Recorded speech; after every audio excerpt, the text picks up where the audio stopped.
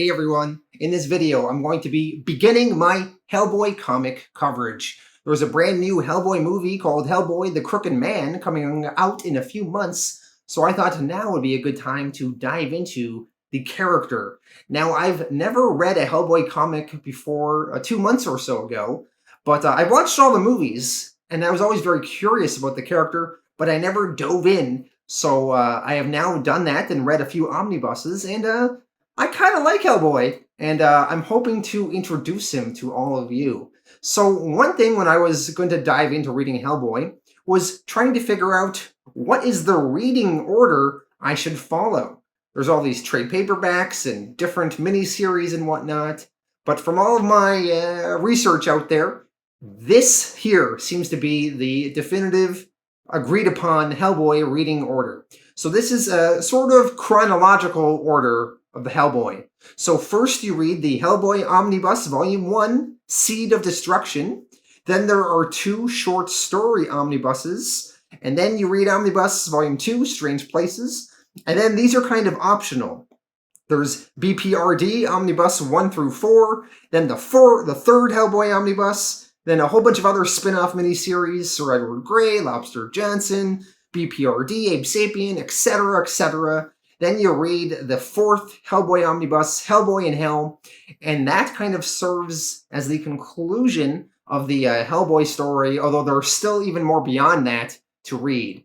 So yeah, there's a lot of Hellboy out there, and this seems to be a pretty good reading order, so that is what I'm going to be following. And now in this video, I'm covering Volume 1, Omnibus, Seed of Destruction. And for those of you who don't know, omnibuses are like the equivalent of 3 or so trade paperbacks. So this is a long video. We're covering a lot of Hellboy's origin here and the early stories. And there is a lot of fun in here. So if you've never read a Hellboy comic before, this is a great place to start and see some of those early Hellboy stories that will set everything up for the future. So in this video, I'm going to be covering that complete omnibus over 300 pages.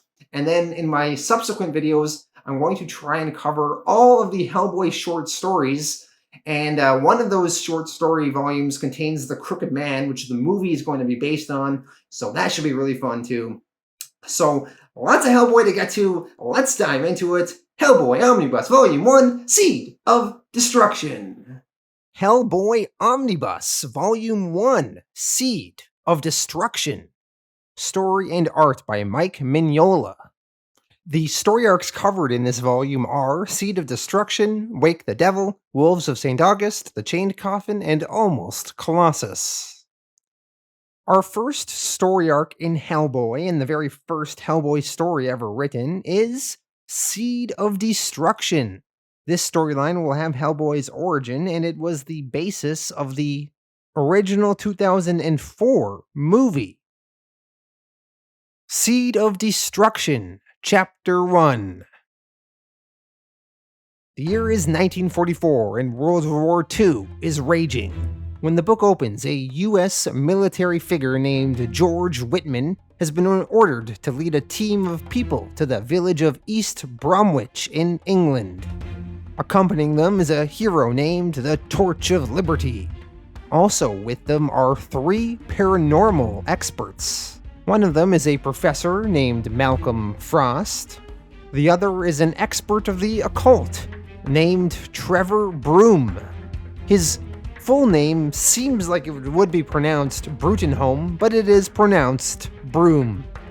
And there is also a psychic woman named Lady Cynthia Eden Jones. They are all here in England because the psychic Cynthia Eden Jones believes a terrible event is going to take place at a local ruined church, a doomsday project orchestrated by the Nazis called Project Ragnarok, which Cynthia fears could mean the end of the world. Cynthia, she's trying to detect a psychic disturbance in the area, and then she realizes that there is a second center. They were slightly off on their location. Elsewhere on Termagant Island, just off the Scottish coast, a whole bunch of Nazis have set up strange machines around a stone circle. Leading them is a Russian mystic named Grigory Rasputin, who is the famous Rasputin of Russian history. Rasputin, this wizard, is armed with a pair of powerful gauntlets, and he is hooked up to many machines. Some of Grigory's Nazi allies in attendance are Karl Ruprecht Cronin, who always wears a gas mask and protective bodysuit. There's Klaus Werner von Krupt. He is the division head of Project Ragnarok.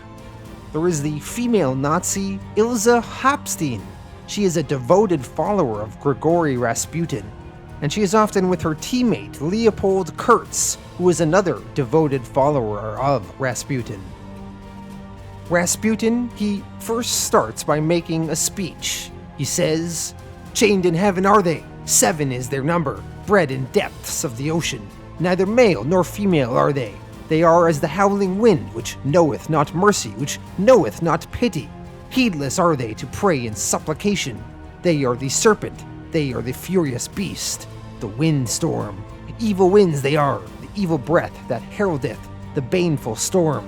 They are mighty children, heralds of pestilence, throne bearers of Ershgal," etc., etc., etc. Rasputin, he is attempting to summon something called the Ogdru Jahad.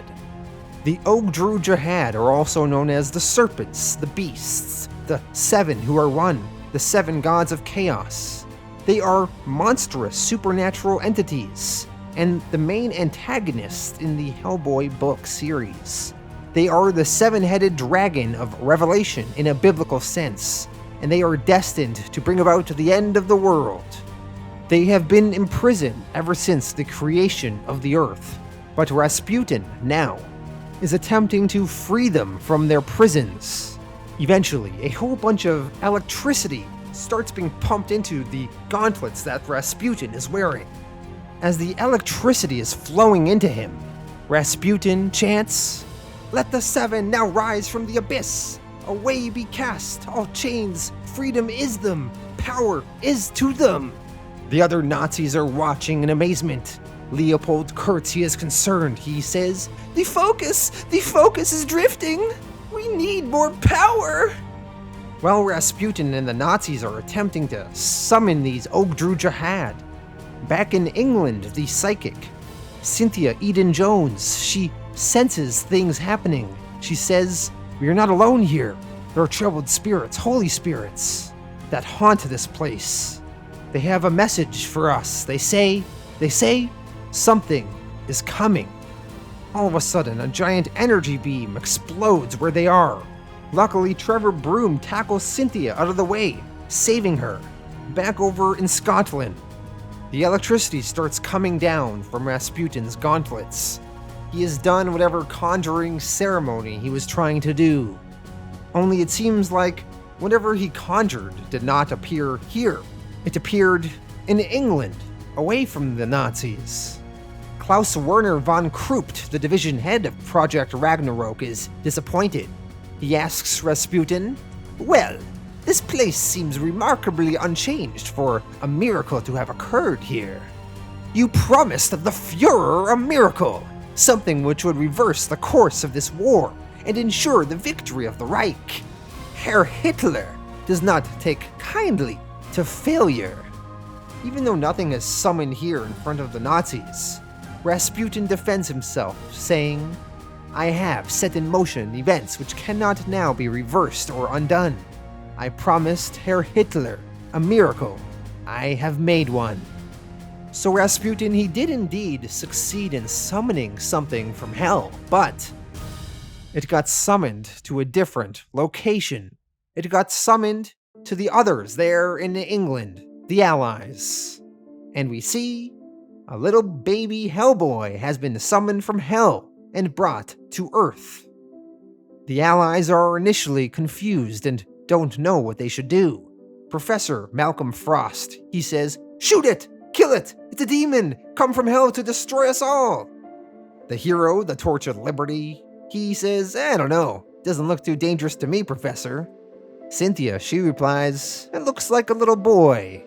And Professor Broom, he adds, "Hell, boy." and thus giving Hellboy his name.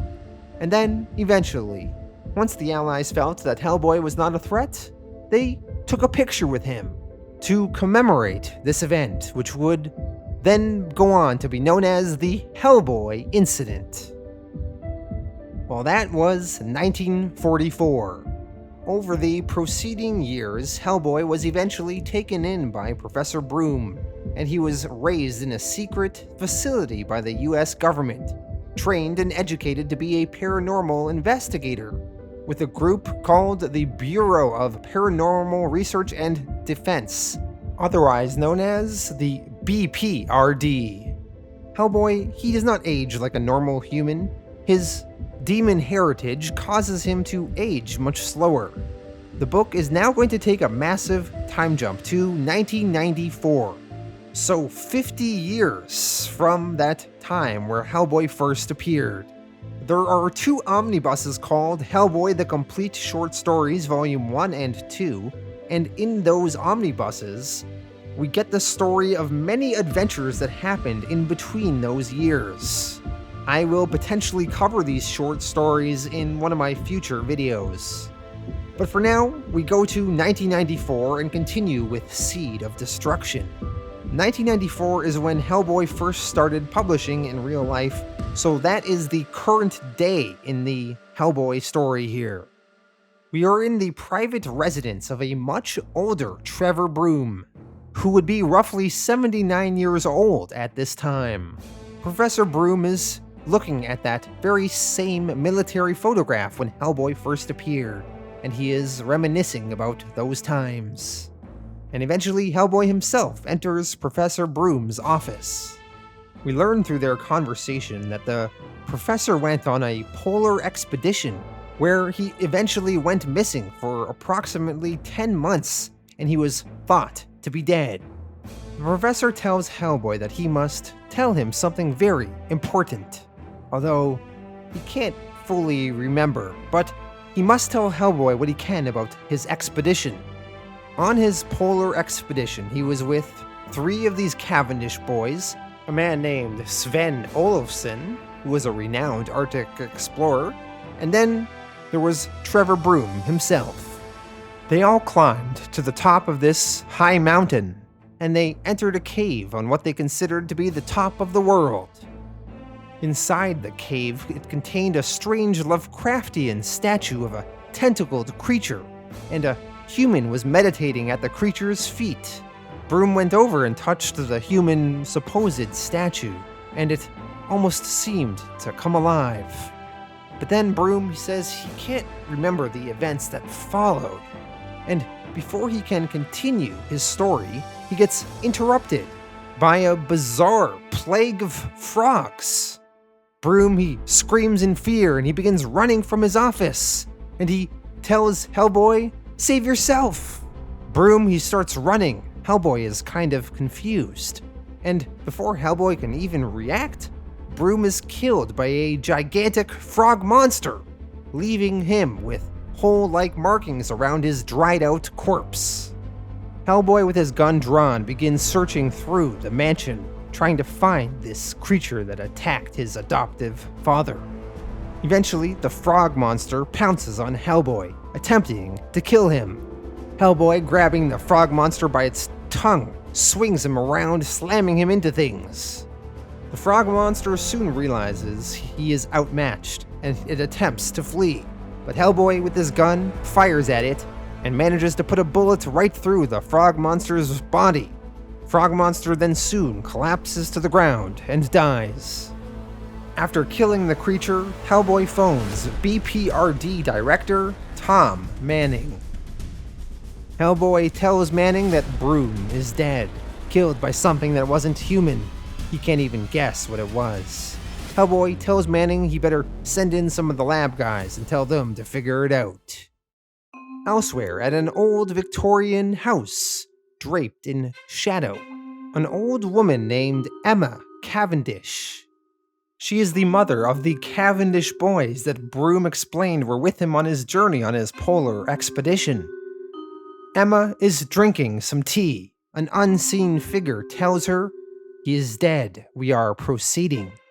Emma asks. Then you will keep your promise?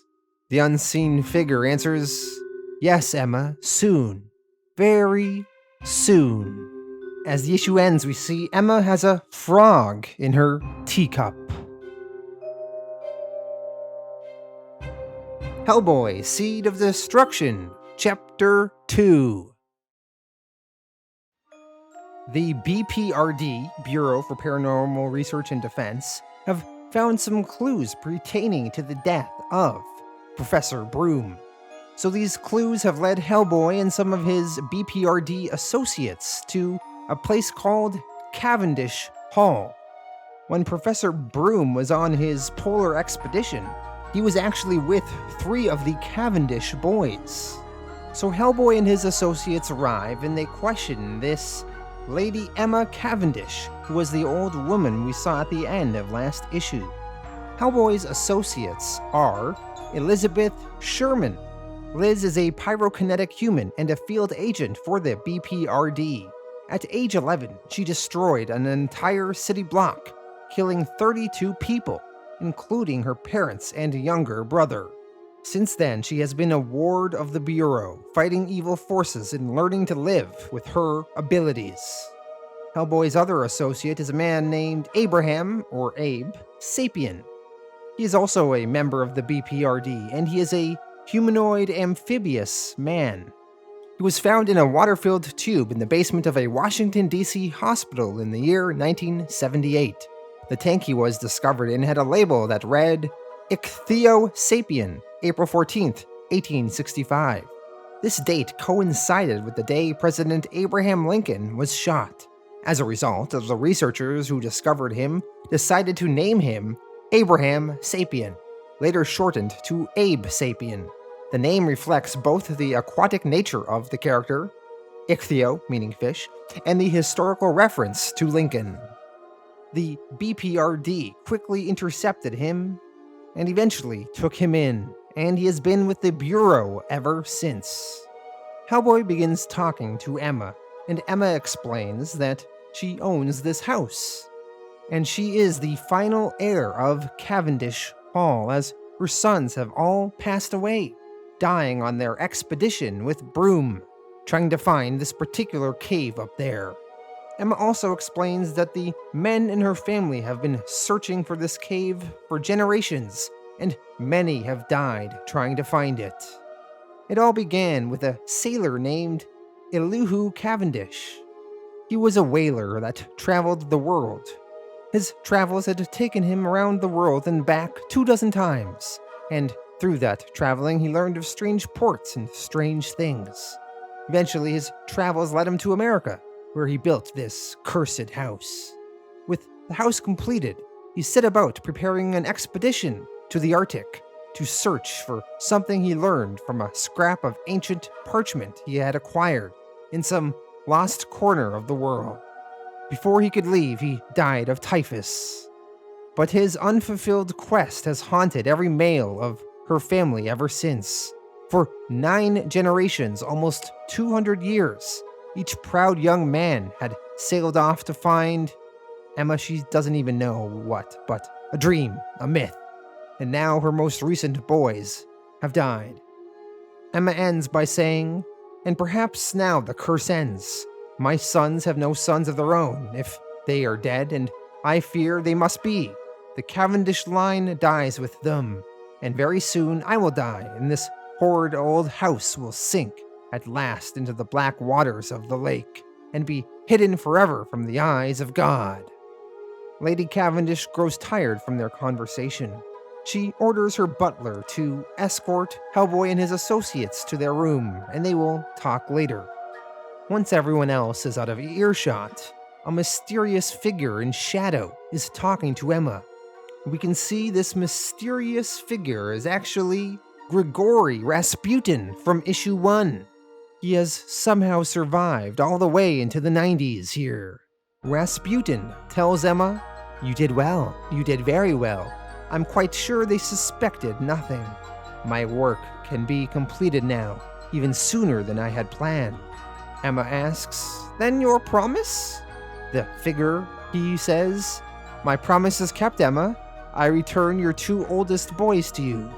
Rasputin tells her supposed returned sons to emerge, saying, "Children, come and kiss your mother goodnight."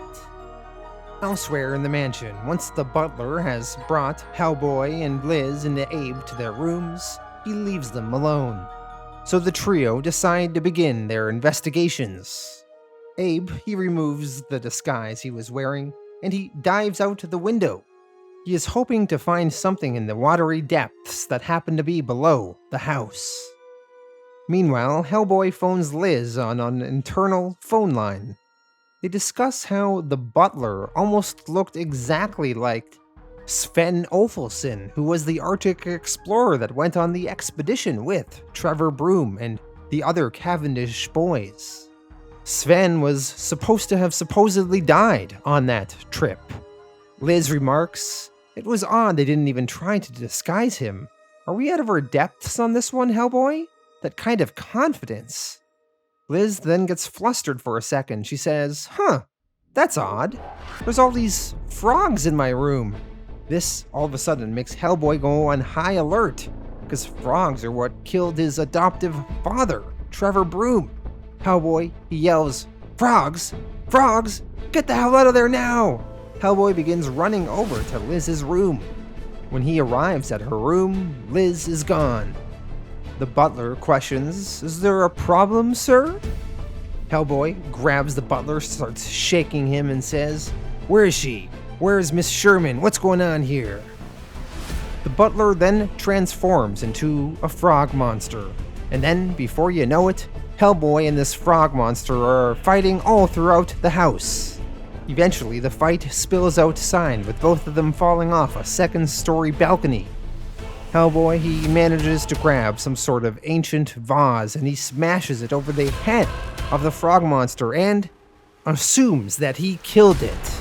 After Hellboy is through with this fight with this monster, he returns to Lady Cavendish and he finds her dead, covered in markings similar to those that were on Professor Broom's dead body.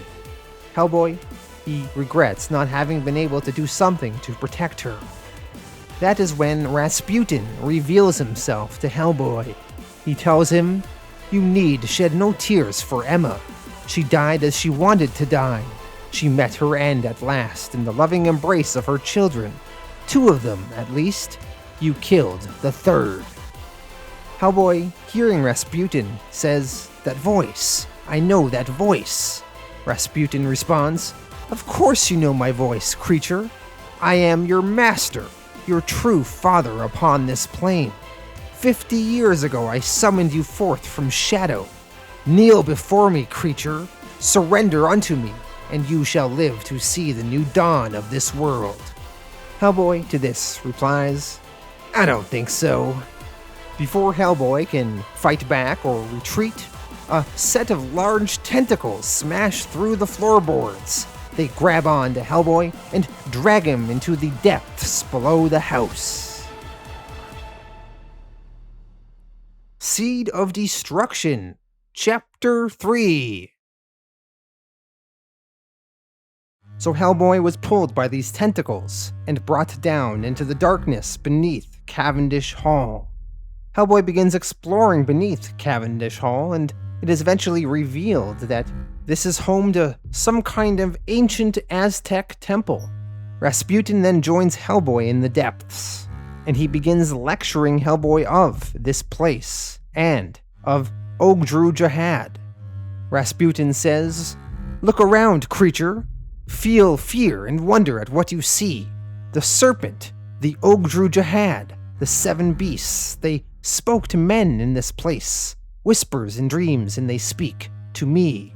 50 years ago you were brought across into the world for a reason, creature. You were called to stand beside me at Ragnarok, to command the power I shall unleash upon the world. Here is your purpose. Here is your destiny." Hellboy, listening, says, I think I'll pass." Rasputin continues, "You do not seem to fully understand, creature. By these words I do not offer, by these words I do command." Hellboy, still unenthused, says, I don't think so. Get stuffed. Hellboy shoots Rasputin in his head. Rasputin gets flung back, but he quickly heals, and then he utters a spell which sends Hellboy flying through the air. Rasputin warns Hellboy, never again raise a hand to me, creature. I conjured you into this world, and I can wipe you from it. As Rasputin mocks Hellboy further, and Hellboy shoots back with quips, eventually Olafsson, the frog monster, returns and begins battling with Hellboy once again. Rasputin tells Hellboy, I'm not surprised you do not recognize this creature. He is much changed even in the short time since you last met. The power of the Dragon Kings grows in him with every thunderous beat of his heart. In him does their ancient seed bear fruit. He shall stand among men as the first of a new race, a new breed of titans. Meanwhile, Abe Sapien has traveled through the waterways which connect the cellars and caverns of Cavendish Hall to the lake. In these underground caves, he comes across two of the other Cavendish brothers, who have also become frog monsters themselves. They are not as violent as Sven Olafsson, though. They are very timid, and they are instead seen embracing the corpse of their mother, Emma Cavendish. These two Cavendish brothers turned frog monsters have killed their mother under Rasputin's orders. Abe, he continues venturing further, and he eventually discovers the body of Elihu Cavendish, the whaler and very first Cavendish adventurer. He is kept on a throne-like chair with a harpoon in his hand. We jump back over to the Aztec temple beneath Cavendish Hall. Hellboy and this frog monster continue battling. They are trading blows, and the frog monster soon begins getting the upper hand. And he overpowers Hellboy down to the ground, and Hellboy has to lie there and recover for a bit. And while he is recovering, Rasputin continues talking with Hellboy. Rasputin, he shares with Hellboy more of his origin. In 1916, when Rasputin was in Russia, he was supposedly killed by a group of nobles, but the reports of his death were greatly exaggerated.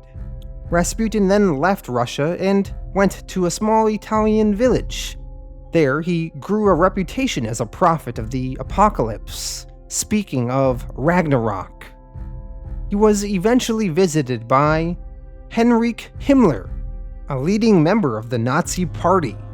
Heinrich brought Rasputin to Germany to head one of Adolf Hitler's various desperate doomsday projects. Rasputin, he knew most of these projects were doomed to failure, but he also knew he could use the money, the unlimited resources of the Nazi Party, as well as their scientific minds and technological resources, to broaden his own ambitions. Rasputin eventually found allies he could somewhat trust: Karl Ruprecht Kronen, Ilse Hopstein, Leopold Kurtz, and others. And he designed a machine called the Ragnarok Engine, which would bring the Ogdru Jihad to Earth and help usher the end of it. Near the end of the war, Rasputin and the others performed their Ragnarok experiment, which ended up bringing Hellboy to Earth. Although the Nazis at the time did not know that Hellboy was summoned, and they thought the experiment was a failure. Rasputin, he knew better. He did not know precisely what, but he knew something had been conjured forth from the worlds beyond. Before Rasputin could continue onward with his work, the tide of war turned, and Germany was destroyed. Hitler, Himmler, and all the rest were dead. Rasputin then was unsure of what he should do next. But then he heard voices and had visions. They spoke to him and bade him to go north. The visions were from a creature called a Sadhu Hem. This Sadhu Hem is one of the 369 children of the Ogdru Jihad. And these children are kind of weaker versions of their parents. Their parents are the Ogdru Jihad, and they are monstrous supernatural entities, and they are the main antagonists in the Hellboy comic series. They are the dragon from the Book of Revelation, and they are destined to bring about Ragnarok and the end of the world. However, shortly after the creation of the Earth, they were imprisoned in golden cocoons by the right hand of doom, and currently in their prisons they are floating in the void of deep space in these crystalline prison structures. Before they were imprisoned in these structures, though, they spawned 369 children known as the Ogdru Hem, and this Sadhu Hem creature was one of those children.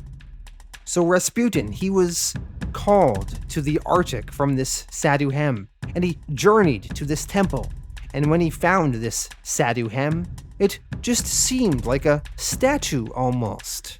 Rasputin, he explains to Hellboy that this Sadhu Hem was left by the Ogdru Jahad, that they might always have a foothold in the world from which they were forever banished, hidden from the eyes of God, dead and fossilized. To another, it would have seemed but a grotesque statue, but not to Rasputin. He felt this Sadhu Hem's mind alive and waiting. So, Rasputin, he sat at the foot of the living statue, and he sent his body into a trance that his mind might reach out to the shadow of life deep within its stony coils. And through the ancient slumber he penetrated and saw, as if with the Sadhu Hem's own eyes, the void and the imprisoned forms of the 7 beasts of the Ogdru Jahad. Wrapped they were in darkness and dreaming, and in that silent state, Rasputin, he joined them, and he fell into a deep meditation. And he stayed that way for many, many years, until eventually he was reawoken by Professor Broom's touch. Through this touch, Rasputin began to reawaken, and he assessed the professor's memories, and he was able to learn of Hellboy's existence. And Rasputin, using his renewed powers, he mind-controlled the expeditionary group to place this Sadhu Hem statue on board the ship and take him and the statue to America. The creature fed on everyone aboard. The 3 Cavendish children, the explorer Sven Olfilson, but Rasputin saved Professor Broom, as Rasputin knew that he could use Broom to lure Hellboy into a trap.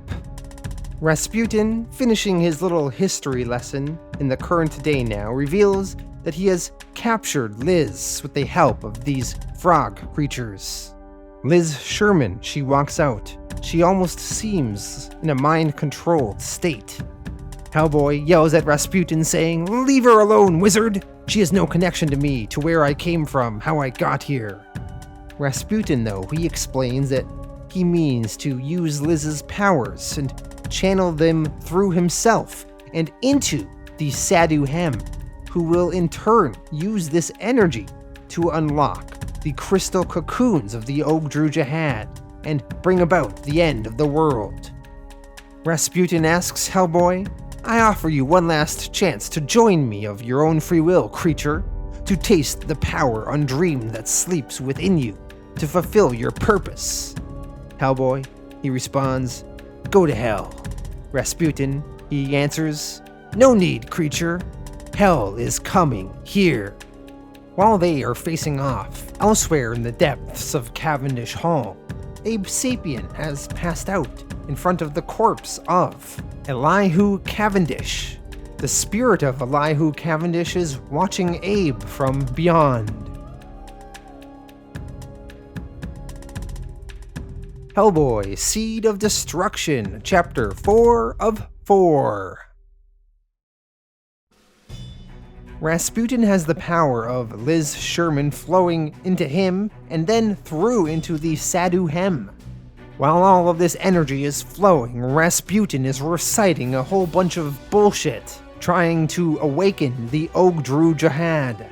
With such power, this Sadhu Hem creature is attempting to wake up its parents in their crystalline prisons out in deep space.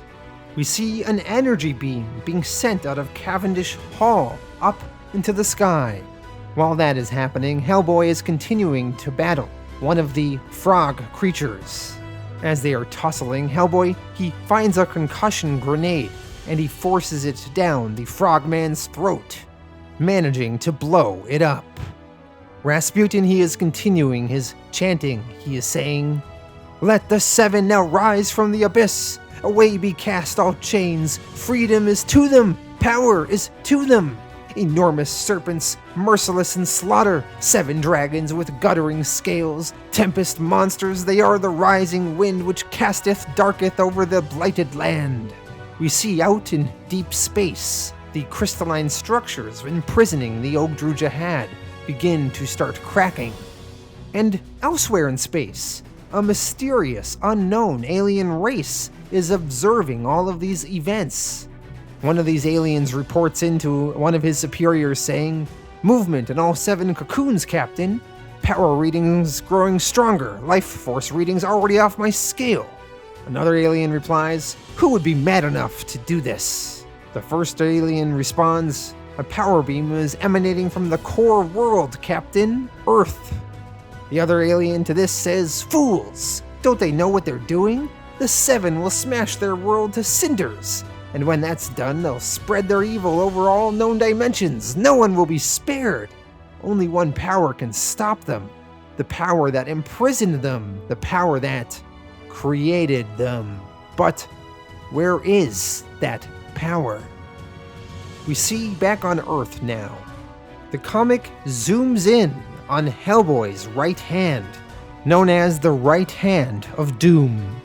It seems like the comic is insinuating that Hellboy's right hand has something to do with these Ogdru Jahad and their imprisonment. More on this will be revealed much later in time. As Hellboy is still recovering, Rasputin, he is on the verge of victory of what he is trying to accomplish. He says aloud, "Yes, yes! Rise the black winds, howl the demons, scream of birth and triumph! Tremble all before the coming of the end of..." And before Rasputin can finish this summoning spell that he was reciting and get his victory, he gets speared in the chest by a harpoon thrown by Abe Sapien.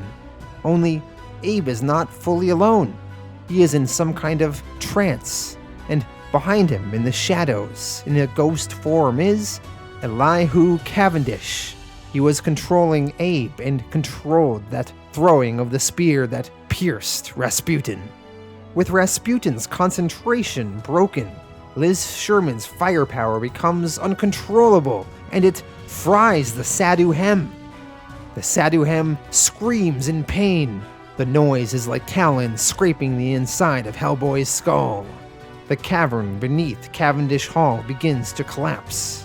Abe, now no longer in the trance by Elihu Cavendish, awakens, and him, Hellboy, and Liz begin trying to escape. As they are on their way to the exit, a furious Rasputin attempts to kill Hellboy. Rasputin, he rises in front of the demon and says, "I'm still your master, boy! It is past time I destroyed you!"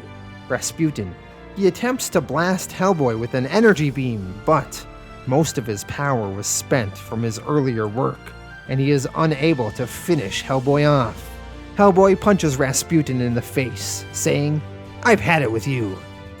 Maybe you are telling the truth. Maybe it was you who brought me to Earth, but I didn't ask to come, and I don't owe you for the favor."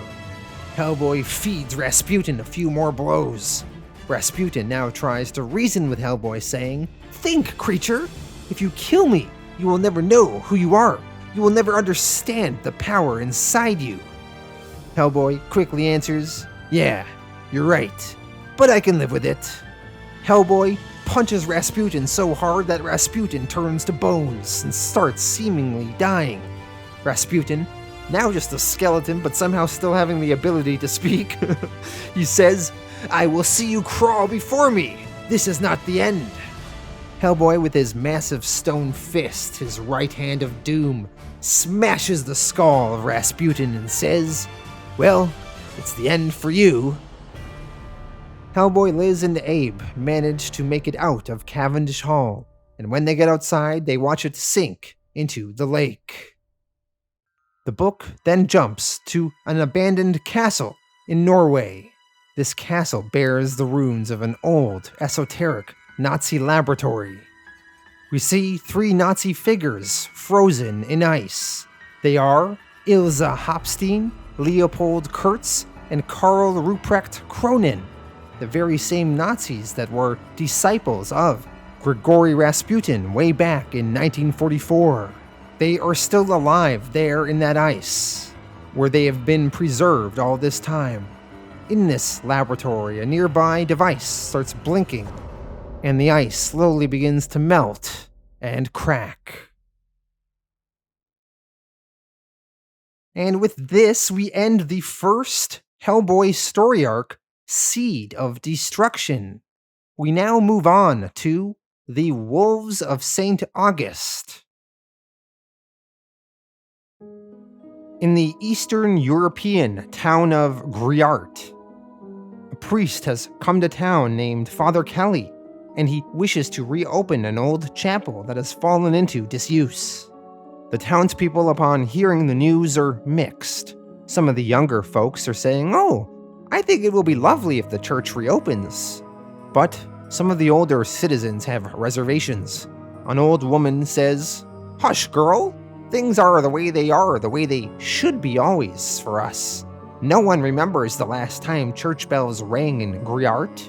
No one wants to remember them. This new priest comes upon us like a judgment. God save us from the past." Father Kelly, he investigates the old church he plans to rebuild and re-establish. While the priest is investigating the church, a man from the village goes and talks with the priest. The man asks, "Is it true you plan to say mass here?" The priest answered, "Well, it is almost Easter. If you'll give me a hand, I think we can get this place in some kind of order by then. You wouldn't by chance have a couple of brothers, would you?" The village man then grows testy and replies, "Go away, priest, go home. God is not here. He is done with this place." Father Kelly insists he is here to re-establish the church, and he is going to see this through. The village man then asks the priest to follow him. He wishes to teach him some things. The village man tells the priest of the history of the Grenier family. They were a royal family that ruled here hundreds of years ago, until one day the villagers trapped them here in this chamber. The entire family, their retainers, their children, and they were spitted on iron pikes, so their deaths might be slow and torturous. And when the attackers became bored with the sport, they took axes and cut their bodies apart. As the priest is surveying this scene, the village man turns into a werewolf and kills the priest, chewing him to bits. 9 days later, Hellboy has arrived in Griart to investigate a series of mass murders, 167 dead, including the priest. It supposedly appears to be the work of a wild animal. Hellboy has a B.P.R.D. associate with him, Dr. Kate Corrigan. Kate is a professor at New York University, author of 16 books on folklore and occult history. She has been a consultant for the B.P.R.D. since 1984. Kate tells Hellboy some of the history of this town and how strange it is. She hasn't been able to find most of the regional history of this town. Not only couldn't she find anything, apparently the Papal Inquisition couldn't find anything either. Those bastards couldn't find the devil anywhere. Not here, no secular witch or werewolf trials either. Very strange. And then also, she couldn't find any mentions of the village of Griart before 1326. But then she points to Chateau Grenier, this old castle up on a hill, and she says, "But that place definitely looks older." Kate comments, "That's where they found the dead priest, right?" Hellboy answers, "Yeah, most of him." Hellboy knew Father Kelly from before. Hellboy answered, "Yeah, I knew him. He was the toughest guy that I ever worked with. We did a 12-day exorcism together last year in Phoenix. Almost cost him an eye." Kate also comments how strange it is that there's no church in this town. Very odd for this part of the world. Hellboy and Kate go into the old, abandoned chapel that the priest was trying to reopen. They see a statue with an inscription that says, St. August. And finally, This triggers something that Kate read about in the past: the wolves of St. August. Kate explains that the story goes in the year 1214. A monk, Philip of Bayeux, he returned from a pilgrimage and came across the little village called St. August. A bell was ringing in the castle at the center of town. He was so moved by the sound of the bell that he had to pay his compliments to the royal family. So the monk, he went up to the castle's chapel and let himself in. And he found the whole royal family praying, but on the altar, set up in front of the cross, an image of the devil, Antichrist. Well, this drove the monk crazy, and he wrecked the place, and he cursed everyone there, even onto the smallest child. His curse told the royal family that every 7th year they shall take the shape of the wolf and get food by fang and claw, and their reason shall remain human to better know the horror of their punishment. So the royal family, they all changed into werewolves, but they managed to keep it a secret that year. But 7 years later, they weren't so lucky. The villagers caught them in their wolf forms and killed them. A pamphlet titled The Wolves of St. August was published in 1332 in Paris. That is why Kate knows the history of this town. But by then, the town had already changed their name to Griart. So Hellboy and Kate now know that whatever is killing everyone in this town recently must be one of these werewolves. Someone in the royal family that wasn't killed that day, hundreds of years ago. As Hellboy and Kate investigate the chapel further, Kate, she is walking in a certain location in the church, and the ground beneath her starts to crack, and she falls through the floor, landing in the basement below. Hellboy, he quickly rushes down to be by Kate's side. Down in that basement there, they find a wolf woman, and she says, "He made me this." The wolf then scurries off. Hellboy and Kate walk further. Kate, she continues talking about the history of this town. She says a version of the story of St. August claims that one of the children survived, a boy, a William Grenier, and he was smuggled out of the castle by a servant. So he may be the one that is causing all the troubles in town. Hellboy and Kate, they continue walking through the basement. They eventually find the spirit of the dead Father Kelly. He says, help me, please." And then he turns to bones. Hellboy tells Kate, "He's trapped here, just like the others. I've seen this before." And finally, the King Werewolf, William Grenier, appears himself. Hellboy tells William, "You wiped out a whole town, killed a priest. You've settled your old score, and I'm gonna settle with you. But first, you're holding spirits prisoner here. You're done with them. Let them go." William to this says, "I am much sinned against." Hellboy responds, "I don't give a shit what you are. This is your own family. Let him go. Do it." William, he slices into his forehead, cutting off his human skin. Then he slices all the way down his body, taking off his skin like one would a jacket. And then beneath, he turns into a ginormous werewolf. Hellboy tells Kate, "You wait here. I'll be back in a minute." They trade blows. Hellboy punches the wolf in his head. Hellboy taunts, saying, "End of the road for you, Grenier." William responds, "Grenier no more, only beast." And then he roars. They fight all through this abandoned chapel. At one point, the wolf throws Hellboy at a nearby pillar. Hellboy, lying on the ground, a little discombobulated, grabs a head of a statue, and he chucks it at the wolf's eye. The wolf starts panting. Hellboy, he picks up a metal stick with a cross at the end of it, and he stabs it into the wolf's chest, and it goes clean through the wolf's body. And finally, William Grenier, the wolf that terrorized this town for hundreds of years, dies. Kate, watching this fight with Hellboy and the wolf, comments, "Wow, that was something." In the coming weeks, a team of B.P.R.D. psychics traveled to Griart, and after their investigations, declared the site free of paranormal activity. Our next storyline is a short 10-page story called The Chained Coffin. Hellboy travels to East Bromwich, to the place of his birth on Earth.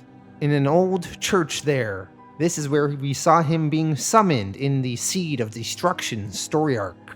The place was abandoned. Hellboy, he looked around for a while, and eventually he laid down and slept the night there.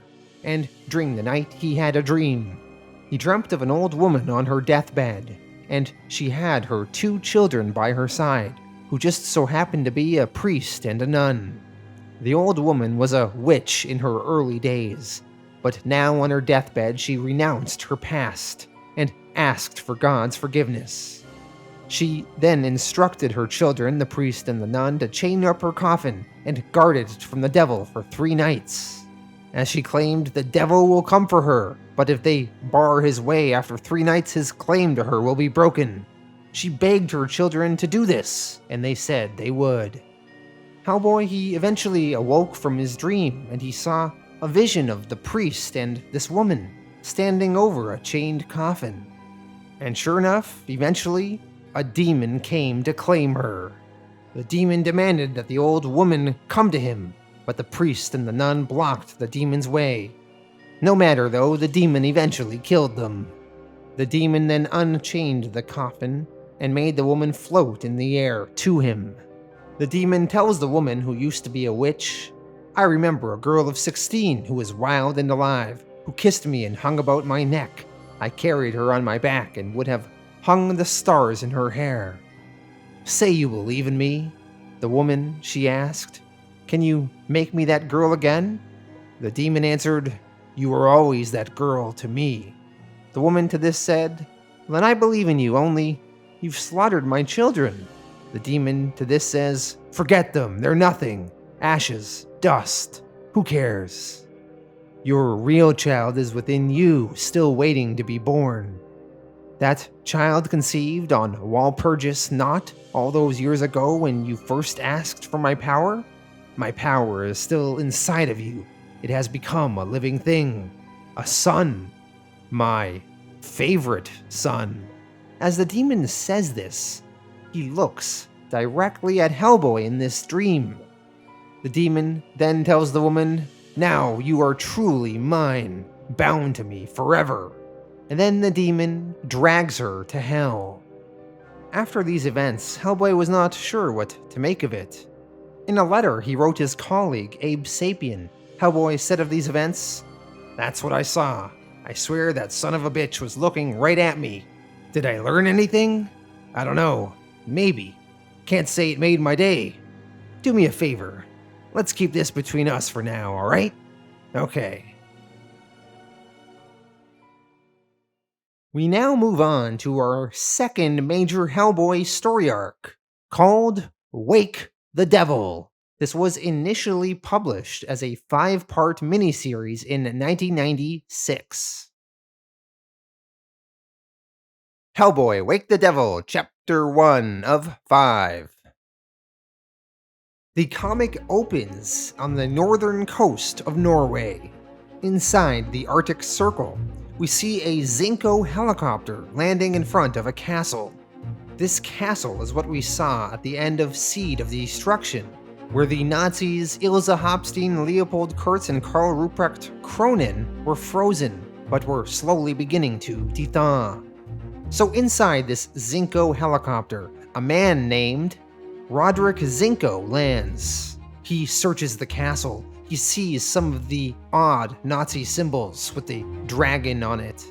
This symbol represents the Nazi experiment known as Project Ragnarok. Roderick says aloud to himself, "It's true! Oh my god!" As he looks in the castle further, eventually he runs into the 3 now unfrozen Nazis. They yell at Roderick saying, "Stay where you are! Who are you? How did you find this place?" Roderick then explains how he came here. Roderick is a rich man, a billionaire from his company. He owns a little Caribbean island, and a week ago there, somehow, he saw Grigory Rasputin appear before him, dressed as a monk. Grigory told Roderick, "I have come to offer you something." Roderick replied, "There's not much I don't already have." Rasputin to this said, "True, you own much, but as your life serves no purpose, you remain a poor man, and so my gift to you is a purposeful life." Rasputin, he then disappeared, and he left a word scratched in the sand where he'd been standing: Ragnarok. And after that moment, Roderick was a changed man, and somehow he just knew what Grigori, who he referred to as the Master, wanted, and he knew all about the three of them, Ilza, Leopold, and Karl, and he knew of this place, this sanctuary, and he knew at that very moment the machines in this castle here in Norway were de-thawing them and bringing them back to life again. Roderick, devoted to their cause, tells them, "I'm here to give you everything I have. Money, people, equipment, property. I have all over America and Europe. Political connections. Everything I have is for you. Everything."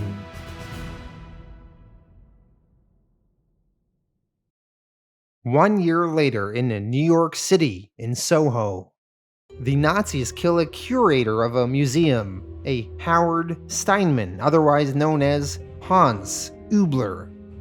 Later on, we then see a briefing at the B.P.R.D. at their headquarters in Fairfield, Connecticut. B.P.R.D. Director Tom Manning is leading the briefing, with Kate Corrigan assisting. Receiving the briefing are Hellboy, Abe Sapien, Liz Sherman, as well as other B.P.R.D. members we're less familiar with: Scott Clark, Bud Waller, and Sidney Leach. So Tom Manning and Kate Corrigan briefed the agents about the life of a man named Vladimir Juresko. There was records of him in the early 1800s. It was told, though, during that time, he fought in various wars, and in one of those battles he was grievously injured. But his servants insisted on carrying him home to Castle Juresko. And 2 weeks later, he rejoined his troops, fully restored to youth and vigor. And this happened 6 or 7 more times during the war. And each time he'd be back, good as new, in a couple weeks. The story goes he could never die because when the full moon shone down at him at Castle Juresko, he would always heal. Much later on, in later reporting, Vladimir would start being referred to as a vampire. In 1944, Heinrich Himmler proposed Project Vampire Sturm, and Himmler dispatched a Nazi delegation led by Ilse Hopstein to Castle Juresko to recruit this Vladimir into the German war effort. After Vladimir met Hitler, though, Hitler ordered the arrest, execution, and destruction of the Juresko family.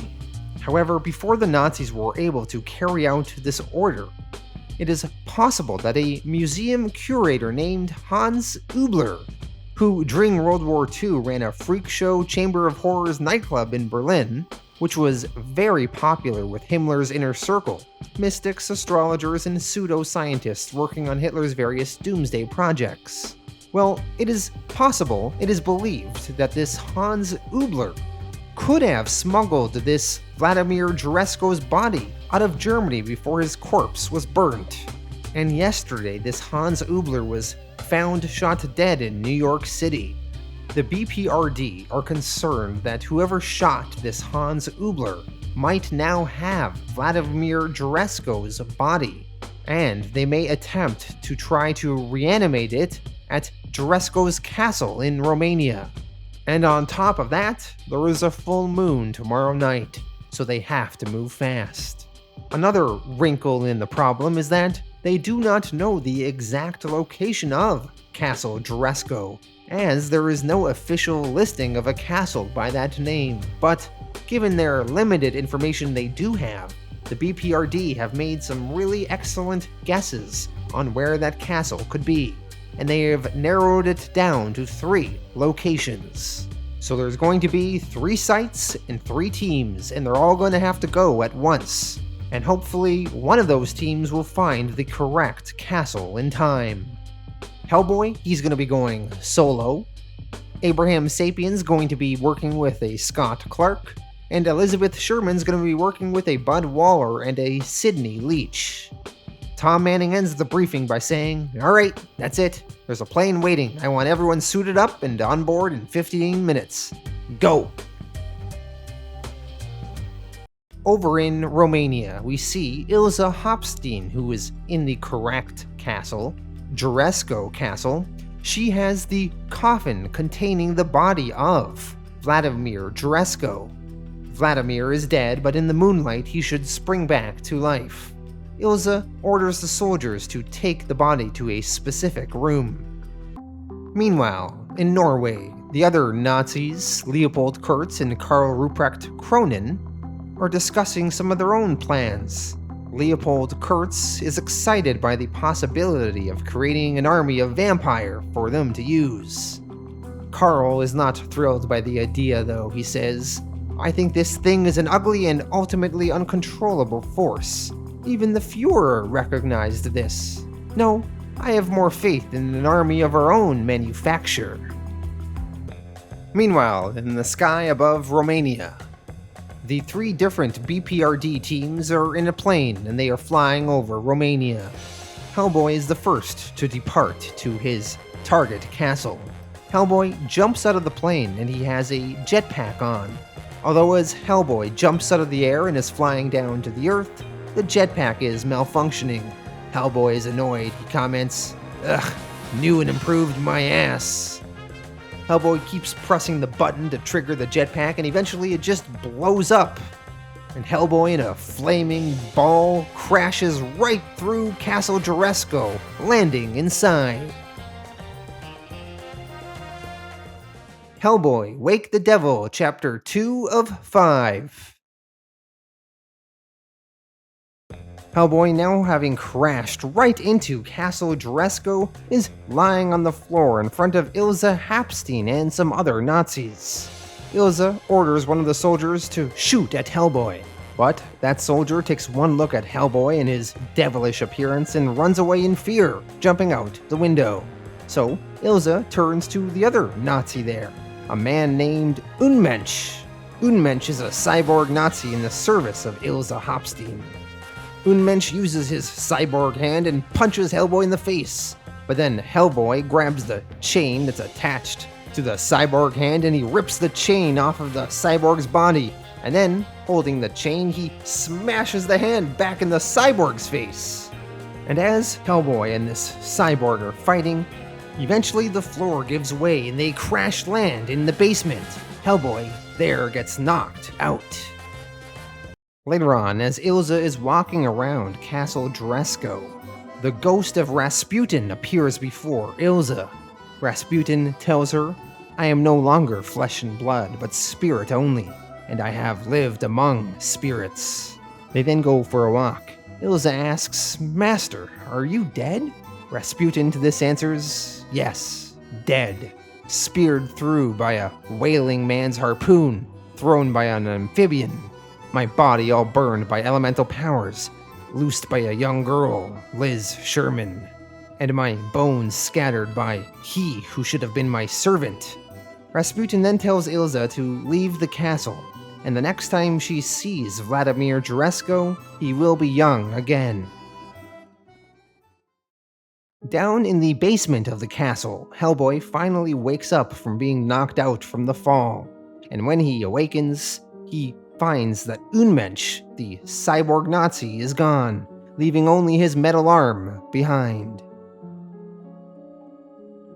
Elsewhere in the nearby village, an old man somehow senses that Vladimir Juresco has returned. The old man tells his daughter, "He's come back. You listen to me now, child, and you do what I say. You understand me? Tonight, see that all the windows stay closed. See that your children say their prayers and sleep with their rosary beads. And in the morning, you take them and go to live with your sister in Bucharest, and never, never come back to this place." The old man's daughter says, "You'll come with us, Papa." But the old man replies, "It's too late for me, child. Too late." Hellboy, he follows a trail of blood. It leads him to a decrepit but seemingly alive skeleton man.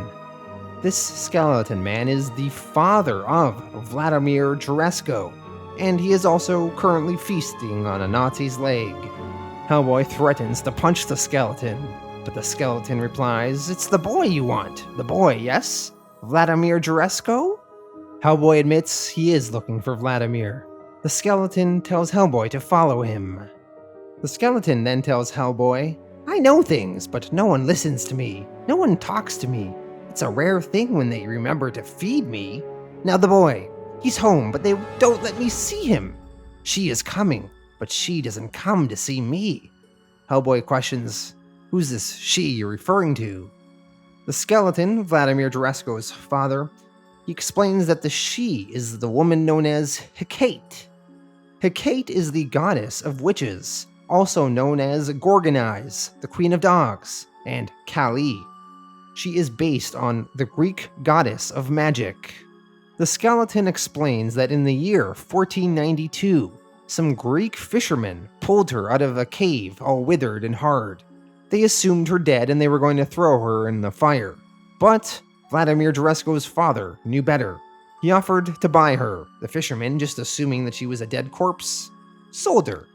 The skeleton explains, "She does not die as a man dies, but sometimes sleeps for 1,000 years. I brought her here. I bathed her in oxblood and milk, honey and oils until she was flexible again, and I built her a new temple." When Hellboy learns that this happened in 1942, he comments, "That was a long time ago." The skeleton to this says, "Time? What is time to her? Born under the shadow of the moon. She has been in the world since the first men, has seen Polarian ice choke Hyperborea, and the ocean swallow up Atlantis. She has been the secret queen of 100 empires, and now she is mine. So many years ago, my son Vladimir was thrown from his horse into the river, and he died. The servants brought me his frozen body, and I brought him to her, to Hecate. I sacrificed all the dogs, then all the servants, and after 3 days, Hecate gave him back to me. Still my boy, but now also her son." So this skeleton is explaining that it is really this Hecate woman that has been bringing back Vladimir Juresko to life over the years, not merely just the moon. The skeleton tells Hellboy, "He's still my boy, but now he's also her son, and you want to take him away again? Well, you're too late. You're too late. Her handmaidens have come. The women of Thessaly are gathering behind the moon door, and the moon is up." Hellboy asks, "Where is Vladimir Juresko?" The skeleton says, "Too late," and then he tries and stabs Hellboy. Hellboy begins fighting back, and he stabs the skeleton and ends up burning him to death. Hellboy, he then wanders and explores, and he remembers that the skeleton mentioned a moon door, and sure enough, Hellboy finds a door with a moon on it. Hellboy enters that door, and inside, he sees a box with corpses and 3 soldiers' heads in front. And then he sees he is surrounded by ravens, who then turn into the women of Thessaly and start attacking him. According to Greek folklore, the witches of Thessaly are women with the power to draw down the moon, to transform themselves into monsters, birds, and animals. They were known to eat corpses and excrement and possessed insatiable sexual appetites. Wake the Devil, Chapter 3 of 5. Hellboy with his gun is firing at these ravens. Blam, blam, blam, blam. But the ravens are still attacking him ferociously, and eventually Hellboy's gun jams. He keeps trying to pull the trigger, but nothing's happening, and then eventually the gun blows up, just like his jetpack did earlier. What's with all these faulty materials he's been using? Hellboy sees an old rusty sword on the ground, and he thinks that's perfect. No more guns, no more goddamn machines, something with no moving parts. He starts swinging the sword at the ravens, and eventually they scurry off as Vladimir Juresko awakens from his coffin. Hellboy runs to try and kill him, but Juresko then turns into a raven and tries to fly away.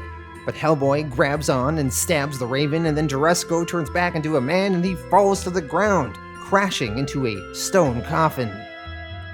Juresco then winds up underground. Hellboy chases after him. When Hellboy gets to where Juresco is on the floor in this tomb, Hellboy sees Juresco lying on the floor with the knife in his chest.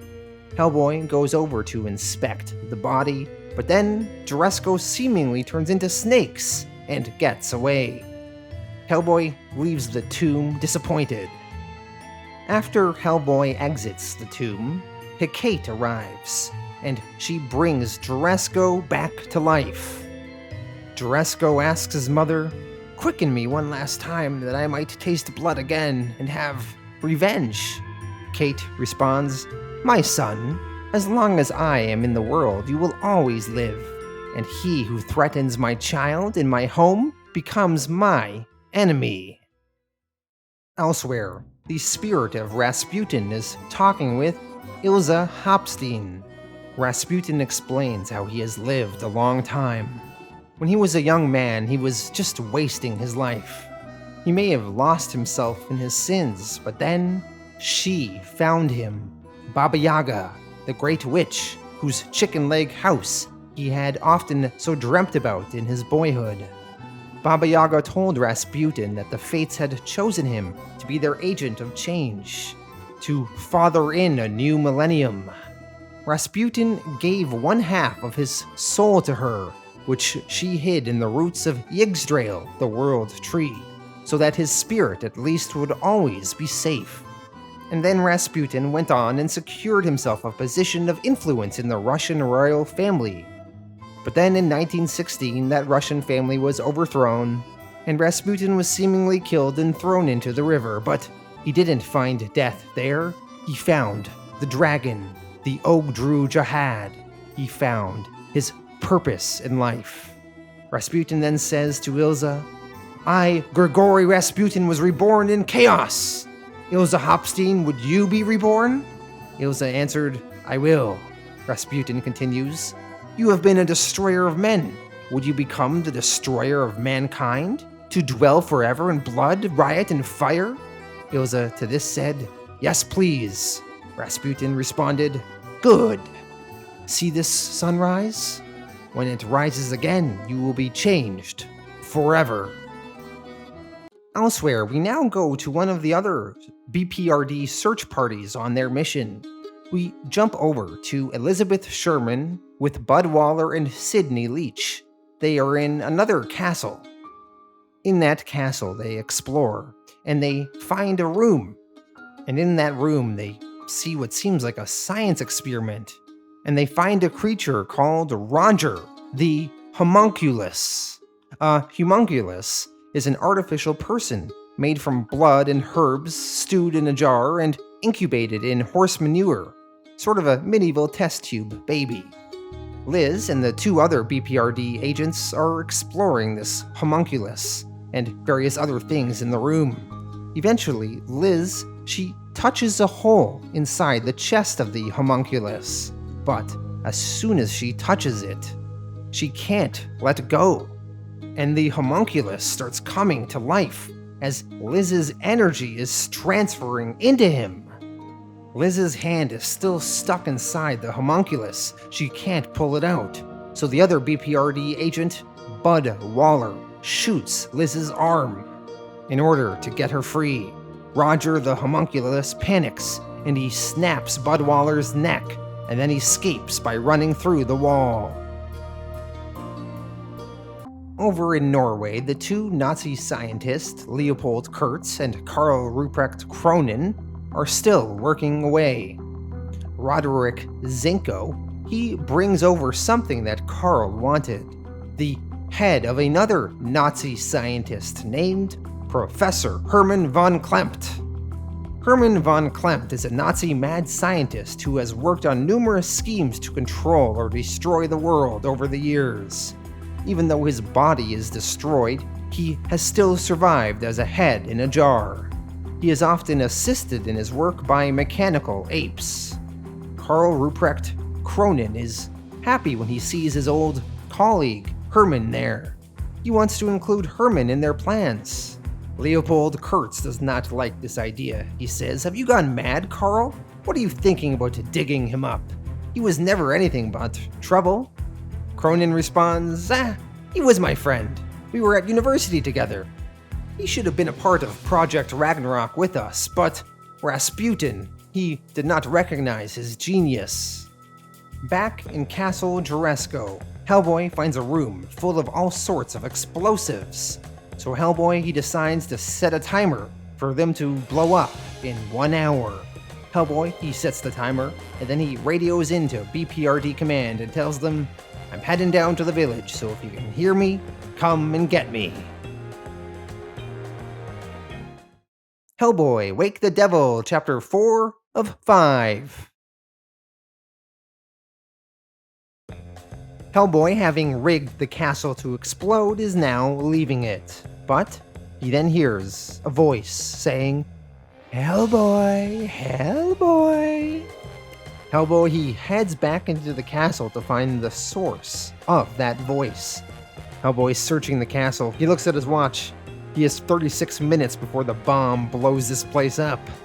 But finally, the source of the voice reveals itself. It is the goddess Hecate. Hecate refers to Hellboy by his real name, saying, "Anyung in Rama? Hellboy, as long as I have been in the world, men have spoken of you. Prophets have foretold your coming. I have waited all these centuries to see you with my own eyes. How strange you appear to me now. So short of your glory, you are hard to recognize. You've lost yourself among the humans, turned your back on your own kind, and worse, you are soaked in their blood." They start fighting. Hellboy jumps on her and punches her, and Hecate throws Hellboy back. They're trading blows. Hecate is wrapping herself around Hellboy like a snake, grabbing him and tossing him. Hecate tells Hellboy that he will bring the end of the world, and that he cannot escape his own destiny. Hellboy, he tackles her, and they both smash through the wall. They are then outside, falling from this castle in the daylight. And within that daylight, Hecate's skin burns. It seems like it could not bear the light of day. As Hecate and Hellboy are falling to the ground, Hellboy looks at his watch. 2 seconds left before that bomb goes off. Upon realizing this, Hellboy says, "Son of a..." The castle explodes. Elsewhere, at one of the sites of the other castles, Abe Sapien and B.P.R.D. agent Scott Clark report back into headquarters. They say that they found nothing. However, they see a pillar of smoke from Hellboy's location. Abe chimes in saying, "Hellboy's blowing stuff up again." They are then given orders to go and try and find him. Elsewhere, the ghost of Rasputin is with Ilsa Hopstein. Last issue, Rasputin offered Ilsa the chance to be reborn like he was, and she accepted. So now they are going to go through this rebirth process. Rasputin brings Ilsa to a man named Koku. Koku is a servant of the great witch Baba Yaga. Koku then presents an Iron Maiden device for Ilsa's rebirth process. An Iron Maiden is a medieval torture device. It is typically described as a large iron cabinet with a hinged front and spiked covered interior, shaped to enclose a human body. The idea is that when someone is placed inside and the door is closed, the spikes would pierce the victim and they would bleed to death. Before they go through with this process, Rasputin makes some conversation with this Koku. He asks, "How is the old woman?" Koku answers, "Not so well. Years ago, your own creature, the Hellboy, surprised her in the graveyard and shot out one of her eyes. So much of her leaked out of that hole that she has faded out of this world. She lives now beyond the thrice 9 lands in the thrice 10th kingdom." Rasputin further questions, "And her chicken house?" Koku replies, "Gone also, for the one is never far from the other." Ilsa then questions Rasputin about her getting inside this Iron Maiden device. Rasputin tells her, times that are coming will be too harsh for flesh, and you will need to stand beside me in the teeth of the Ragnarok storm. This iron body needs only your great heart and mind to make it live. Ilsa, though she is concerned, she says, but I'll die in there. Rasputin to this says, you have to die. A little. Like I died a little in the river. The dragon waits for us just outside the threshold of human life. Go, embrace him there. Ilsa sheds a tear, but she trusts Rasputin so much that she will do this thing. She gets inside the Iron Maiden and says, for you, master, only for you. And then the Iron Maiden clanks shut, and Ilsa bleeds to death and dies. Rasputin whispers to her, see how the dragon is coming. And then the Iron Maiden statue bleeds blood from its eye. Koku then begins to depart, and Rasputin tells him that he will be back to see Baba Yaga soon. Elsewhere, some of the townsfolk, now under Vladimir Jaresko's control, they find Hellboy's body there in the rubble, and they discuss what they should do. One of the townsfolk says, we drive him to the crossroads and leave him, like our fathers and their fathers used to do. I never thought that we would do the same. Another man replies, we do what we have to do, but I would rather not live to see what's coming. They then collect Hellboy and begin to take him to this crossroads. Back in Norway, Leopold Kurtz, Karl Ruprecht Cronin, and the head returned, Herman von Klempt, are all talking. Karl and Herman are old friends, and Karl tells Herman all about their plans with Rasputin. Karl explains to Herman, Ragnarok, the Apocalypse army, is now complete, and numbers 666. Herman, new to this plan, says, oh, that's awfully small for an army. Karl continues, the number is symbolic. In the wake of our soldiers will follow plague and famine, and so much death that the human race will be depopulated by 2/3. So much death that the dragon will stir in his prison. Then on the last day, Rasputin will come again. His spirit will enter into a body that we will create. He will stand side by side with the beast, and together they will shatter the prison of the dragon and call the dragon to earth. Herman, the head, questions, dragon? Karl continues, Ogdru Jarad, the 7 who are one, the serpent who will purify the earth with fire so that Rasputin can raise a new world out of the ashes. Herman von Klempt, after hearing this plan, says, well, then what? Everyone happy and naked in paradise? I think you were frozen too long.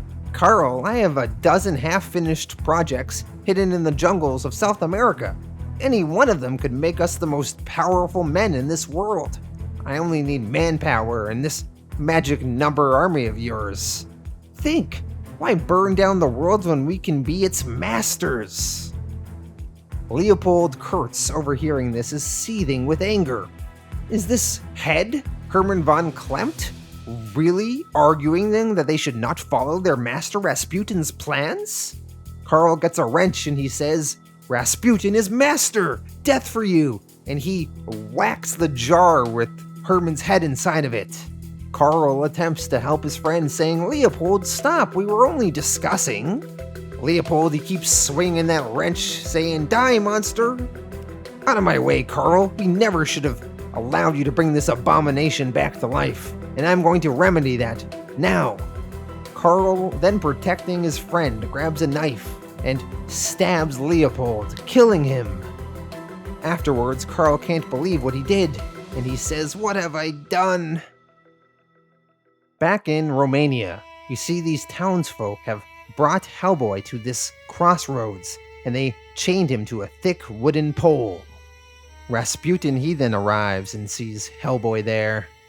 Rasputin tells Hellboy that he is going to leave him here to rot. He says, we are what we are, and we have our paths to travel. Yours ends here. Goodbye. Hellboy, Wake the Devil, Chapter 5 of 5. Abe Sapien and his associate, Scott Clark, are jetpacking over to Hellboy's location.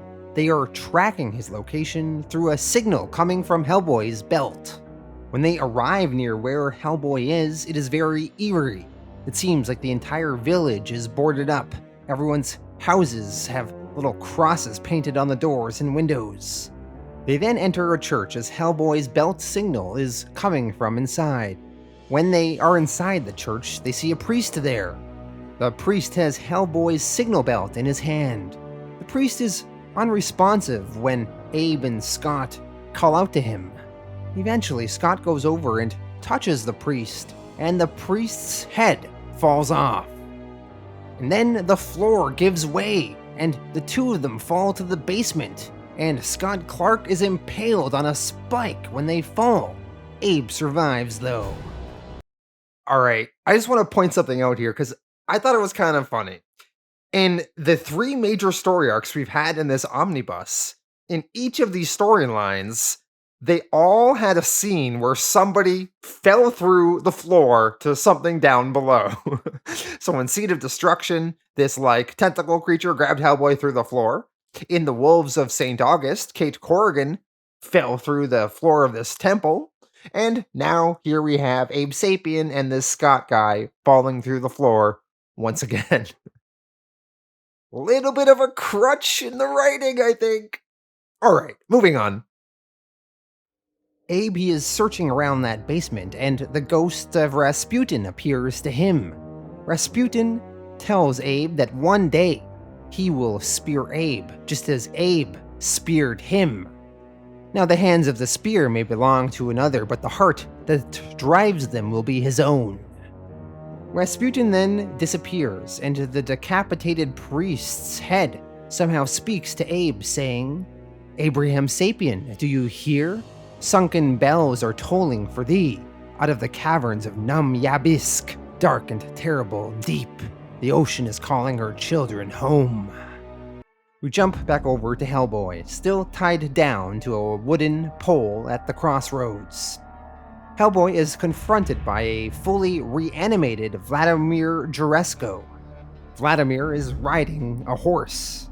He starts charging towards Hellboy, and he taunts him, saying, "It is pale Hecate's immortal blood that flows in these veins. Her will alone causes these limbs to move, this heart to beat, this brain to work, and reason. And her thirst is in me also, and I'll have your blood for it. Blood! Blood for Hecate! Infernal, terrestrial, and celestial Hecate, goddess of crossroads, queen of night, enemy of sun, friend and companion of darkness. Mother." So Juresko is charging at Hellboy, and Hellboy, he manages to crack that pole he is tied to, and he swings the pole and hits Juresko's horse with it. And by doing that, somehow, the horse and Juresko instantly explode and turn into bones. Hellboy, he walks on, and he sees that Iron Maiden device, the one that Ilsa Hopstein was sacrificed in earlier. Somehow, by Ilsa sacrificing herself, the goddess Hecate is able to return to life within this Iron Maiden device. So supposedly, Vladimir Juresko, he willingly allowed himself to be destroyed by Hellboy in a single blow when Hellboy hit him moments ago. He reduced himself to bones so that the fragment of Hecate's soul that remained inside of him could then be deposited into this Iron Maiden device. And Ilsa Hopstein's blood was able to spur the Iron Maiden into life and allow the crafting of a new body for this Hecate. So this goddess Hecate, even though she seemingly died earlier, burning up in the sunlight, she is now reborn in this Iron Maiden device, even more powerful than she had been before. Hecate in this Iron Maiden device is massive, and she approaches Hellboy saying, "Hellboy, you cannot escape your destiny." Hecate grows even larger. She starts forming into a giant snake-like body, and she swallows Hellboy whole. Hellboy, now being swallowed by Hecate, is floating in a black void in a really trippy world. Hellboy, he typically files down his horns so that he can appear a little bit more human looking. And that also symbolizes his rejection of his demonic heritage. But as Hellboy is falling into this dark abyss, his horns somehow regrow, and this Ogdru Jahad, this dragon, appears before Hellboy. And I guess part of some sort of prophecy is that Hellboy will usher in the end of the world. So this Ogdru Jahad asks Hellboy to do just that, saying, "Anyung Rama, loose the dragon, for this is the ending of days. You were born into the world for this purpose only. Deliver the world back into chaos. Wake your devil heart." Hellboy, he screams, "No!" The voice continues, "Set upon your brow that crown of fire. Your coming of age is the death knell of men. You know this is true. You have always known." Hellboy continues screaming no. He refuses to help end the world. The voice of the Ogdru Jahad continues saying, "And knowing what you know, still you might deny this truth one last time? And that will be your instant death. Or become yourself, and take that key you hold in your right hand, and open the pit. You have only these two choices." Hellboy, he replies, "Oh yeah? Screw you, I choose door number 3. It's my goddamn life, I'll do what I want with it. You don't like that? Kill me if you can." Hellboy, he then snaps off his horns, and all of a sudden he appears back in the real world, at the crossroads, and B.P.R.D. agent Kate Corrigan ended up coming to Romania after all, and she finds Hellboy. They talk a bit. Hellboy says he kind of lost track of Vladimir Jaresko. Kate, pointing to a nearby skeleton, asks, "Is this him over here?" Hellboy answers, "It looks like him. There's also an Iron Maiden out there somewhere, 16th century, big, maybe alive." They then continue walking on and discuss how much of a mess this mission has been. Over in Norway, the ghost of Rasputin appears to his Nazi allies. Leopold Kurtz, who's now dead, Roderick Zinko, the rich billionaire, and Karl Ruprecht Kronin.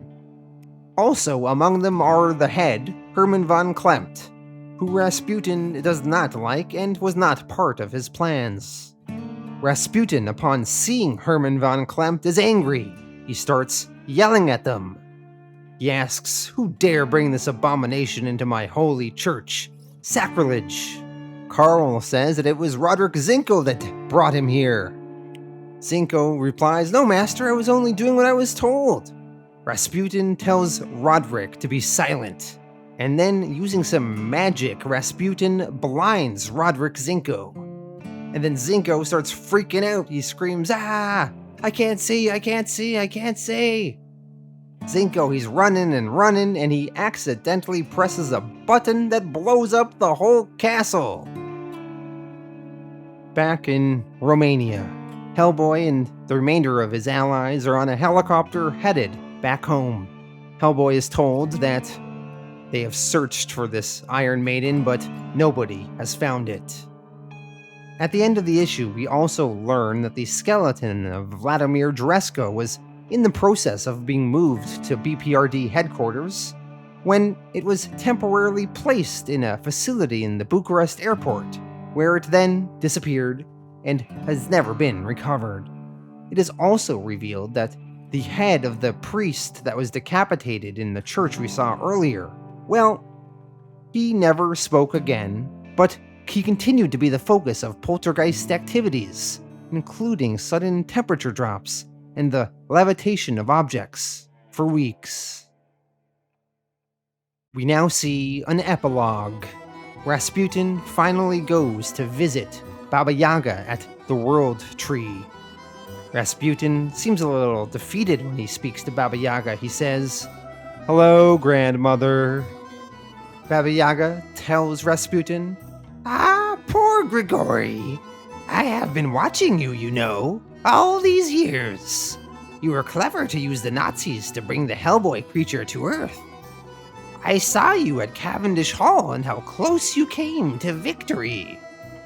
You shook the dragon in his hole, and no other human has ever done that. But this last bit of business? Undone by a head in a jar?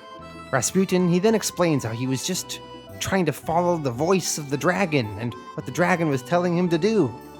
Baba Yaga to this insinuates that Rasputin was just a pawn, and now he is nothing. Rasputin, he tries to say, and yet with your gift, I was able to transform Ilsa Hapstein. Baba Yaga cuts him off and says, into what? Whose purpose does she even serve now? Yours? Rasputin answers, I don't know. Baba Yaga continues, whose purpose do you serve now? Rasputin, angry, says, can't I have something for myself? Baba Yaga to this replies, how? You're a dead man, Grigory. Not a god, not a king. You're not even a witch. In the end, you are only a man, and maybe this is the end. Stay with me. Your journey to this place has been too long. You're tired. Sleep. Rasputin to this says, no. I will go on a while longer, and who knows? Maybe a man can make himself a god. Rasputin, he then leaves with a new goal in mind, a goal to try and make himself a god. And with that, we end the Wake the Devil story arc.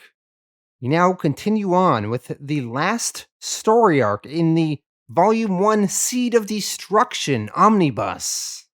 This final story arc is called Almost Colossus. It has been 8 days since the events of Wake the Devil.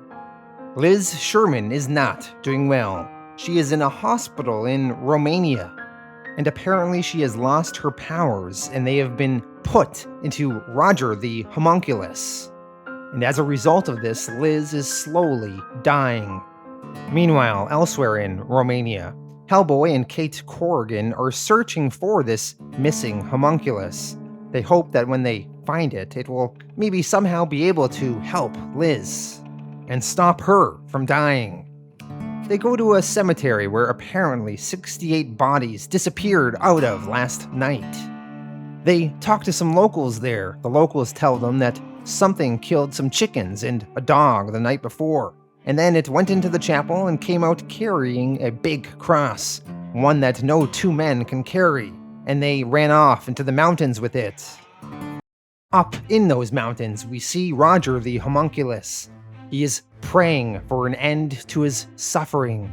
He feels he is an abomination, and he doesn't want to live any longer. And as he is praying for an end, his older brother joins him, also a homunculus. Roger never knew he had a brother. His older brother then explains their origin. These homunculuses were created by a man named Idol Miscrasset in 1529. Idol, he successfully created life in the form of these homunculuses, but Idol feared religious authorities would soon discover him. So he poisoned Roger's brother and abandoned him in a well.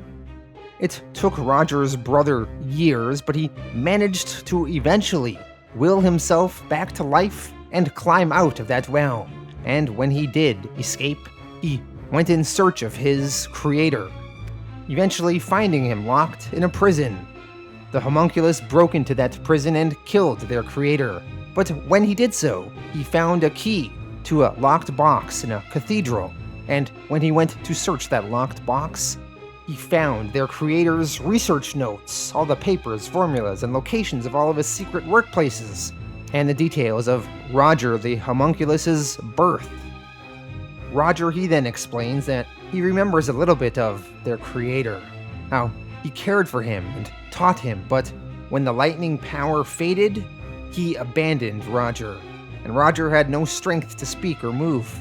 He was aware of the slow passage of time, like dreaming, but he was comatose for all these many hundreds of years, until eventually Liz Sherman found him, and the electricity power within her spurred Roger to awaken.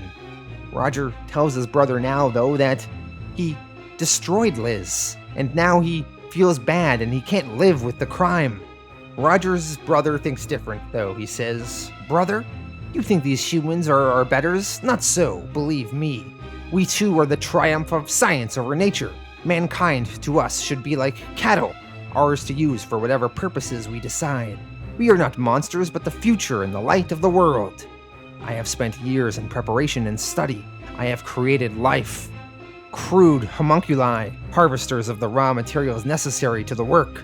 So Roger's brother knew of his brother's existence, but did not try and find him. Instead, he concentrated on continuing his father's work, and he set up a lab in the burnt ruins of this monastery in Romania. The locals believed it haunted and stayed away, giving Roger's brother the privacy he needed. Roger's brother created smaller homunculi to use as his servants to help him with his big project he's been working on. And they've been the one robbing the graves to provide the raw material for this great work. Back over to Hellboy and Kate Corrigan. They are continuing to talk to the locals. The locals tell them that they've smelled burning bodies in a nearby abandoned castle up the mountain. Hellboy and Kate go to investigate it. As they get closer, the smell becomes worse, so they know they are on the right track. As they get to the castle, they find a giant metal wall, and the wall is hot. As they start inspecting the wall, the floor collapses out from under them, and they get attacked by the newer, smaller homunculi. And I shit you not, this is the 4th time in this omnibus that somebody's fallen through the floor. Someone needs to work on the structural integrity of these buildings. Moving on. So Hellboy and Kate have been separated. Kate has been kidnapped by some of the other homunculi, and Hellboy is fighting through some of the others. Meanwhile, back at the hospital, Liz Sherman's condition is getting worse. She's getting paler. She may not live much longer. Deeper in the ruins there, Roger's brother is escorting Roger, showing him his masterwork. Roger's brother has built a giant body for both of them to inhabit, a giant homunculi, which they can use to traverse the earth with. Just then, Roger's brother's little baby homunculi bring in Kate Corrigan. They've taken her hostage. Roger does not like what his brother seems to be doing. His brother seems evil. Roger hits his brother and then attempts to free Kate. He tells Kate, "I will not let him harm you." Just then, Hellboy arrives. Roger's brother yells out, "What is this? My brother turns against me and now my laboratory is invaded? You fools! Fools, how the world will suffer for this. I feel a fury rising in me now, and only blood will quell it. How much blood? How many millions will die for this outrage?" Roger's brother then enters his new giant body and becomes a towering Colossus. He becomes as tall as a building, and he destroys the monastery they were in. Roger's brother, now massive, says, "Behold the Colossus in flesh, and power enough to unmake the world. Do you see me, my brother? I am the god of science, but I must also be a god of wrath." Hellboy, Kate, and Roger are attempting to avoid being killed by this towering Colossus. As the ginormous giant is slamming its fists down on the ground, he is laughing, saying, "Ha ha ha! This is the power of a god! Creature, you think you can flee from God? Sneak, crawl, burrow in the earth, the eyes of God are upon you!" The Colossus picks up Hellboy in his giant fist, and he's going to smash Hellboy and destroy him. But then Roger yells at his brother, "Brother! Brother! Please forgive me. I did not realize the gift I was being offered, but now I see the life I might have shared. I would rather die than go on as I am. Please say that it's not too late for me to join you." Roger's brother accepts Roger's offer, and he allows him to join him in the giant body so that they can be together As Roger enters inside the giant Colossus body with his brother, it is revealed that Roger was lying. He felt that this was the only way he could stop his mad elder sibling. Roger uses the firepower within him, taken from Liz Sherman, and he burns up the Colossus body from inside. And with that, the giant body of the elder homunculus is destroyed. Hellboy and Kate, in the wreckage of the dead body, find Roger there, lying on the ground. Hellboy tells Roger that he's coming with them. Hellboy and Kate bring Roger to the hospital where Liz Sherman is. When they arrive there, Hellboy is told that Liz is dead. But Hellboy replies, "Nobody's dead around here till I say so, you hear me? Nobody." Hellboy brings Roger over to Liz and tells Roger, "All right, give her the juice." Roger then touches Liz and transfers her energy powers away from him and back into her. And Liz, she returns to full health and life. And Roger, he is left lifeless again. In the aftermath, Hellboy asks B.P.R.D. director Tom Manning, "So what are we gonna do with Roger here?" Manning replies, "We'll take him back to the States and give him to the lab boys. Maybe they can do something for him." Hellboy replies, "Good. In the end, all things considered, he wasn't that bad a guy." And with this, we end the first omnibus of Hellboy.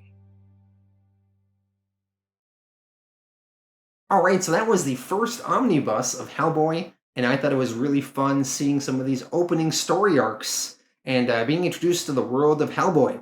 I really like Hellboy as a character, and some of his supporting characters like Abe Sapien and Liz, and the B.P.R.D. as an organization are really fun. Some of Hellboy's villains are pretty amusing. Rasputin, he's very intriguing in some of his powers. The Nazis, I thought, were really fun to have in the card today here. I love that one Nazi that's just a head in a jar. You know he's going to be up to some fun shit later on. Now, one thing I don't love is the whole Ogdru Jihad thing. I'm having a hard time wrapping my head around that as a concept. Somehow in space, these evil entities are trapped in these crystalline prisons or something, and they're the ultimate evil, and they're somehow connected to Hellboy's history. And yeah, I'm having a hard time figuring all that out, and I don't really like it right now, but I'm going to give it the benefit of the doubt. But some of the more down-to-earth villains, I'm really digging here. I really like the artwork. I think it's kind of cartoony and fun, but also kind of dark at times too. And some of the Lovecraftian monsters in here are also looking very cool. So yeah, this is a really fun, great debut opening volume. I'm going to give this one an 8.5 out of 10. Thank you all for watching. Let me know your thoughts on this opening volume of Hellboy. And at some point over the next few weeks, it is going to take me a few weeks to do this next video, but I'm going to be working on covering the short story omnibuses of Hellboy, so I will eventually get that out. So tune in at some point in the future for those.